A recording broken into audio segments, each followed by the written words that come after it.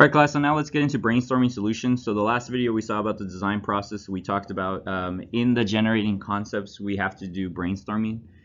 So let's find out what that means and what the rules are for brainstorming solutions. Again, this is going to be notes inside your engineering notebook. I expect between design process and brainstorming to take about 2 pages, but you're going to be taking notes on this, according to what you need. Might be a little more, might be 3 pages, might be 4 pages, might be even 1 page, but again, it's meant to convey the fact that you can hand this notebook to somebody else and they'd understand and learn from it.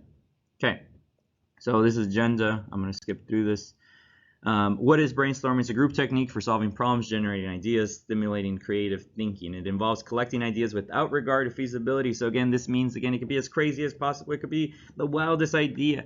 Don't criticize anyone. We're going to learn that because it could be a crazy solution to whatever you think could solve a problem at hand. But it's a group technique, so let's realize that. Some key terms, some also, what is it, what's going to go on. We're going to be solving problems, we're going to be generating ideas, we're going to be stimulating creative thinking. I want you to write this definition down in your engineering notebook, okay? Rules for brainstorming, 1, 2, 3, 4. These are the 4 rules I expect you to know. So you're going to write these rules for brainstorming in your engineering notebook because I'm definitely going to ask you this. What are they? No criticism allowed. Work for quantity. Welcome piling on, and allow free for all. Let's find out what those mean. No criticism allowed is pretty straightforward. So, we get used to kind of criticizing some crazy ideas out there, but we don't do that in the brainstorming portion, okay? That means if you think a person's idea is crazy, you write it down and you move on. You just put it down because you never know where it can lead. Some of the best inventions have come from crazy ideas and from some out there concepts, okay? So people automatically tend to evaluate each suggested idea, their own as well as others. Allow members to contribute. All members to contribute, that's the key word. So again, one of the things you're going to do is also high quantity brainstorming. So this phrase is going to become pretty prevalent. I'm going to ask this multiple times. It's called brain drain.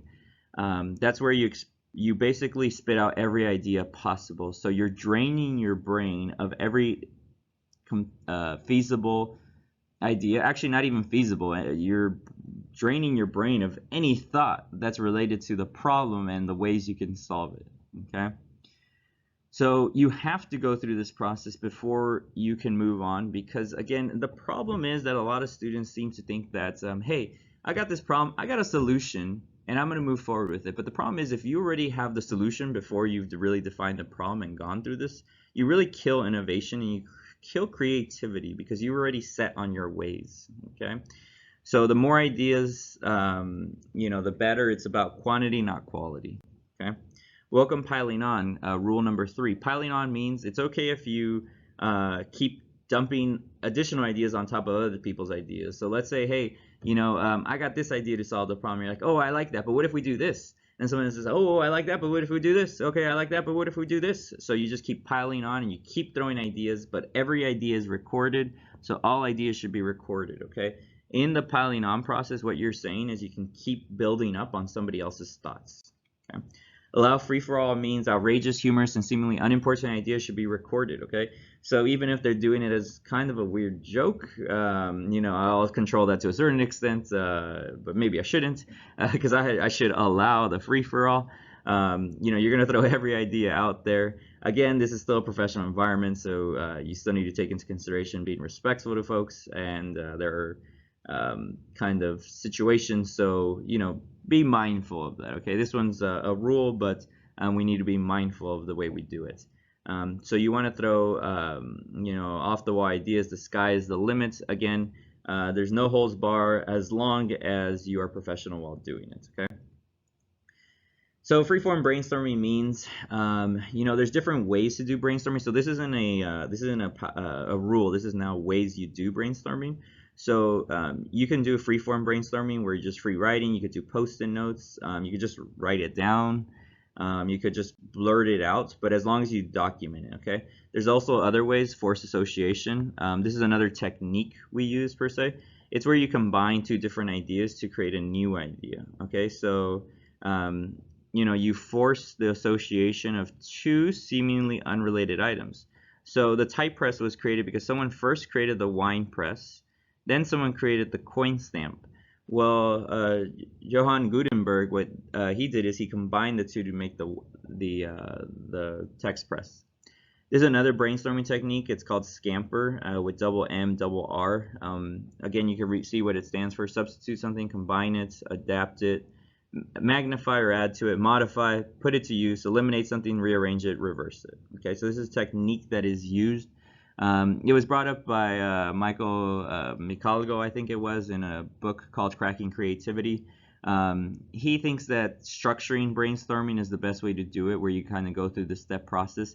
I don't necessarily need you to know specifically all the acronyms or anything like that, but what I do want you to know is that Scamper is a brainstorming technique, along with post-it notes, along with free-form writing, along with forced association. These are techniques that we use in the brainstorming process, okay? So I want you to know that they exist, okay? So knowing that Scamper exists is an important concept. Mind mapping is another kind of technique that we do. What we do is we take the main idea and then we branch off from ideas there. So how could this look? Okay, I think this is mind mapping. I think is best kind of explained through an image where we see it in action.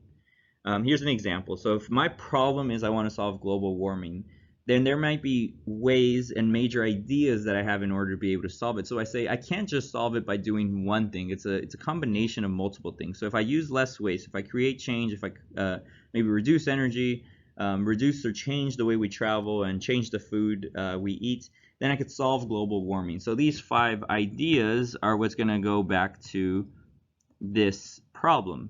Then from there, then you got to think of how do I branch off from there and try to use less waste. Well, we reduce, reuse, recycle. How do we change food? We buy locally. We eat less meat. Those types of things. Okay, so it's kind of a branch off idea where you take one thing and then you get smaller and smaller out there, and so you try to define all the ways to solve this problem. But this is still brainstorming, because what you're doing is you're trying to see every possible solution that goes back to solving global warming. When we document it, you should always have a note taker. You should take photographs of anything you do, like post-it notes or anything like that. You should compile ideas after the session, meaning if you have it written on different pages, then you compile it into one location. So you want to take all notes and record all ideas. You know, one of the things, you know, that's a bad thing is if you have a bad design brief. I talked a little bit about this in the previous slide, but we'll see it a little later. I'm not going to show an example of design brief, but I might in class. Don't assume there's one right answer. Don't get hooked on the first solution. Big thing that a lot of people do. And, you know, don't just rely on 1 or 2 members, okay? Listen to everyone. Other bad things you can do is feel anxious to finish. You know, one of the things you'll see in EDD is the process is the most important thing. You have all year to do it, but the first semester is just going to be going through the design process before you ever build anything.